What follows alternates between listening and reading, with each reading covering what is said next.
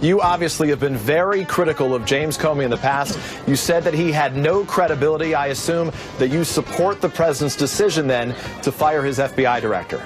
No, I do not. Yes. I understand that in the past he was praising him, but if you said that FBI Director James Comey had no credibility, wouldn't you support the fact that the president, then candidate Trump, now President Trump, made the decision to get rid of him? No. So, Congresswoman, respecting that, to be clear, you believe it would have been better to keep in place an FBI director who you said had no credibility to oversee this investigation than to find someone who you think would be a better choice? No. But you said he had no credibility, so it would seem to make sense that you should get rid of him.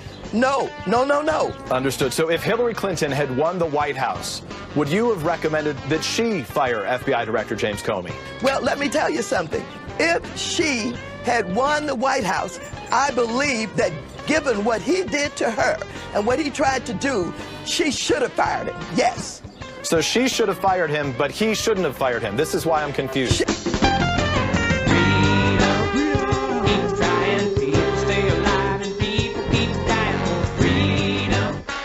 One of these guys in the latest London attack was on a national television documentary on extremism. 27-year-old. Yeah, and he's like, so he's basically up for a posthumous Emmy nomination for Best Jihadist in a British extremism documentary. They're serious. They've declared war on us, and we keep saying, no, you can declare war on us all you like. We're not treating it as we're going to protest the Paris. We're going to protest the Paris Agreement. Yeah. We're not going to be outraged that tourists got run over and stabbed to death. No, and there's a grieving family in British Columbia, Canada, this morning, mourning their daughter because she went to London and got killed by these guys. Right. And Sadiq Khan, the mayor of London, used this weasel phrase yesterday. He said, you don't need to be alarmed. He said, this is one of the safest world cities on the planet. The left immediately became hysterical, even more than usual. Keep in mind that this was a non-binding, unenforceable agreement whose effects, even if every nation involved followed the agreement to the letter, cannot be known with any precision. It doesn't matter. The world just ended, literally, as they say. Billionaire Democratic donor Tom Steyer described Trump's decision as, quote, assault and battery on the future of the American people. CNN warned its viewers to expect mass extinctions, flooding in the streets of New York City, the physical annihilation of the Marshall Islands. The ACLU, meanwhile, somehow concluded that leaving the agreement was, and this is a quote, a massive step back for racial justice and an assault on communities of color. Didn't explain how. And then there was cable news. My gosh, the long faces, the grave intonations, the florid and outraged proclamations. It was like somebody died, millions of them, actually. On a sunny day in the Rose Garden, what could be defined and construed as a dark speech. This will be the day that the United States resigned as the leader of the free world. I have such rage and sadness. We just watched a dangerous little man give a very, very scary speech. One of the most bleak depictions of America's role in the world as environmental partners. So he is not helping the forgotten American. He is hurting them. Their kids will have worse asthma in the summer. The president who talked about putting America first has now put America last.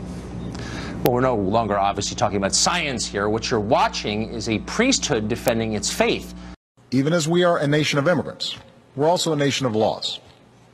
Undocumented workers broke our immigration laws, and I believe that they must be held accountable, especially those who may be dangerous.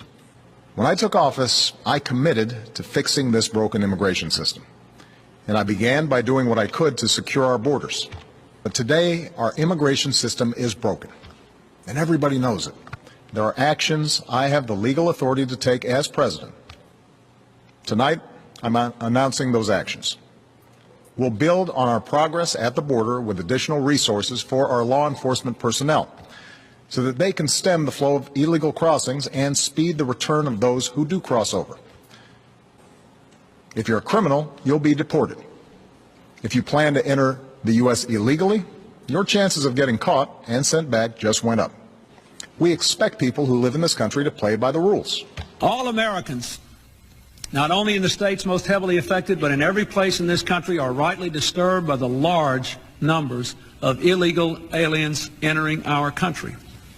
The jobs they hold might otherwise be held by citizens or legal immigrants. the public service they use impose burdens on our taxpayers. That's why our administration has moved aggressively to secure our borders more, by hiring a record number of new border guards, by deporting twice as many criminal aliens as ever before, by cracking down on illegal hiring, by barring welfare benefits to illegal aliens. In the budget I will present to you, we will try to do more to speed the deportation of illegal aliens who are arrested for crimes, to better identify illegal aliens in the workplace as recommended by the commission headed by former Congresswoman Barbara Jordan. We are a nation of immigrants, but we are also a nation of laws.